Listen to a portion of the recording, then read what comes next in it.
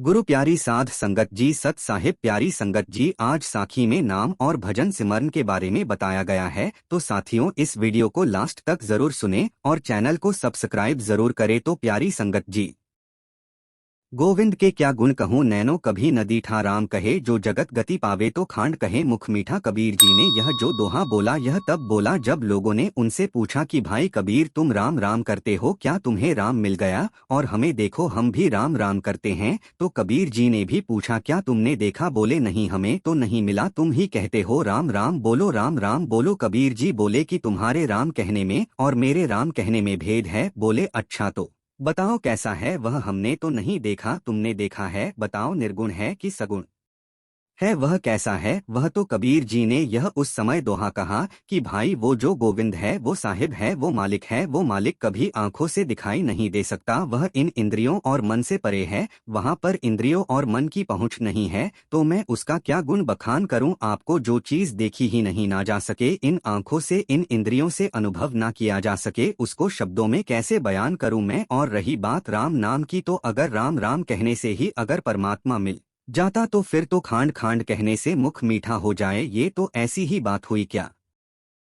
खांड खांड कह के देखो, मुख मीठा होता है? नहीं होता है ना। तो राम राम कहने से भी वह राम नहीं मिलता है। यही चीज कबीर जी ने दोबारा कही थी। वाणी जो कबीर जी ने कही है, बस उसमें थोड़ा सा बदलाव होता था, क्योंकि वह कभी जैसे आकाश के लिए कभी नव का शब्द का इस्तेमाल किया, कभी अंबर का, कभी धौल का, कभी जो है गगन का, कभी कुछ संतों की वाणी है, उसमें बहुत से आपको अलंकार मिलते रहेंगे, बस उनको समझने की जरूरत है। कबीर जी ने बार बार कहा है, राम राम करता सब जग फिरे, राम न पाया जाए अगम अगोचर। हद बड़ा के भाई वह अगम है, अगोचर है, बहुत बड़ा है, विशाल है, उससे बड़ा कोई है ही नहीं। अलख जाए वह अलग है, उसे देखा नहीं जा सकता, उसे जाना नहीं जा सकता, उसे अनुभव के द्वारा ही जाना जाएगा। और वह अनुभव कौन देगा? वह तो सतगुरु देगा। तो कबीर जी की और रामानंद जी की जब वार्ता हुई थी, कबीर जी पहुंचे तो रामानंद जी जो उनके गुरु थे वो पूजा में बैठे। अब पूजा में बैठे इस प्रसंग को ध्यान सुनिए, बहुत सी आपकी शंकाओं का समाधान होगा। रामानंद जी जो है भगवान राम की, कृष्ण की, इनकी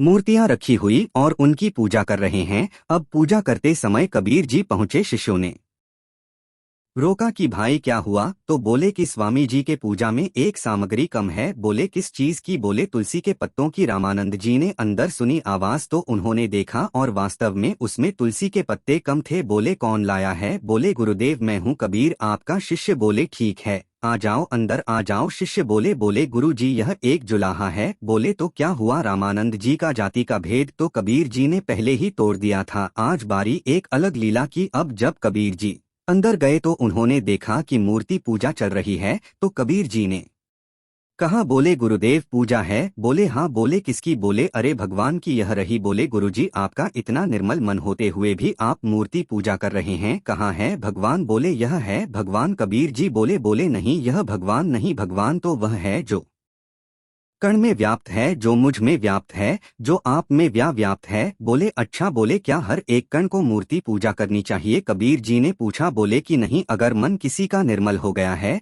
तो नाम स्मरण ही काफी है। आप नाम स्मरण करो और नाम स्मरण से ही बेड़ा पार हो जाएगा। कबीर जी बोले कि गुरुदेव आप जिनका इतना उत्तम निर्मल मन जो सबके चराचर की सोचते हैं, सिर्फ एक ही जो त्रुटि थी कि अब जो जातिवाद को लेकर जो लगे हुए थे वह भी आपने बंधन तोड़ दिया, तो अब तो कोई बंधन बचा नहीं है। अब इस मूर्ति पूजा के बंधन में क्यों पड़े हैं? बोले बात तो तुम सही कह रहे हो। और वहीं से ही रामानंद जी ने मूर्ति पूजा छोड़ दी और नाम जाप शुरू कर दिया। लेकिन अभी वार्ता खत्म नहीं हुई। उन्होंने पूछा, बोला कबीर राम नाम तो जपना पड़ेगा, यह तो मान लिया, लेकिन क्या शास्त्र यह नहीं कहते हैं कि हमें यह पूजा वगैरह भी करनी चाहिए? कबीर जी ने कहा, नहीं ऐसा नहीं है, शास्त्र इसके विरुद्ध बोलते हैं। शास्त्रों में कहीं नहीं लिखा है, किसी वेद में नहीं लिखा है कि आप मूर्ति पूजा कीजिए। क्या गीता में भगवान कृष्ण ने कहा कि मूर्ति पूजा करें? क्या श्री राम ने कहा कि मूर्ति पूजा करें? आप जो मूर्ति पूज रहे हैं, आप कहते हैं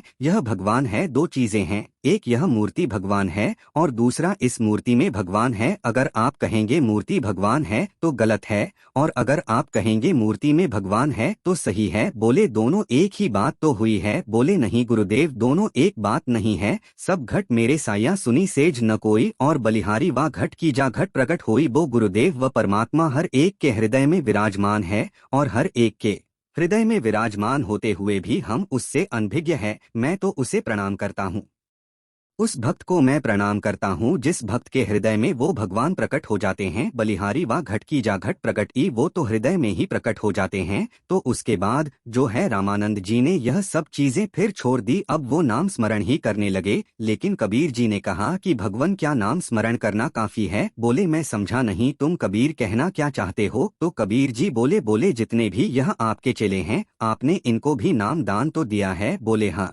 दिया है। बोले यह सब नाम तो जपते हैं? बोले हाँ जपते हैं। बोले आप मूर्ति पूजा भी करते हैं और आप नाम भी जपते हैं? नाम तो जप ही रहे हैं ना? बोले हाँ जपता हूँ। बोले ते क्या आपको परमात्मा मिले नहीं मिले ना? बोले तुम मेरे ऊपर प्रश्न उठा रहे हो, मेरी भक्ति के ऊपर। बोले गुरुदेव मैं आपकी भक्ति के ऊपर प्रश्न नहीं उठा रहा हूँ, मैं तो यह कह रहा हूँ कि बिन देखे बिन अरस परस बिन नाम लिए क्या होई धन के कहे धनिक जो होवे निर्धन रहे ना कोई। तो कबीर जी ने फिर से वही बात दोहरा दी, लेकिन दूसरे शब्दों में कि बिना देखे बिना परख किए बिना उस परमात्मा को पहचाने उसका नाम लेने से क्या मुक्ति हो जाएगी? उससे ना लेने से क्या होगा? जिस तरह धन धन कहने से व्यक्ति धनिक नहीं होता, उसके लिए उसे मेहनत करनी पड़ेगी, उसे कष्ट करना पड़ेगा, श्रम करना पड़ेगा, फिर धन आएगा, फिर वो धन इकट्ठा होता जाएगा, तब व्यक्ति धनी कहलाएगा। इसी प्रकार खाली नाम लेने से तो व्यक्ति उस परमात्मा को नहीं प्राप्त कर सकता। तो रामानंद जी ने कहा कि नहीं, ऐसा तो नहीं है,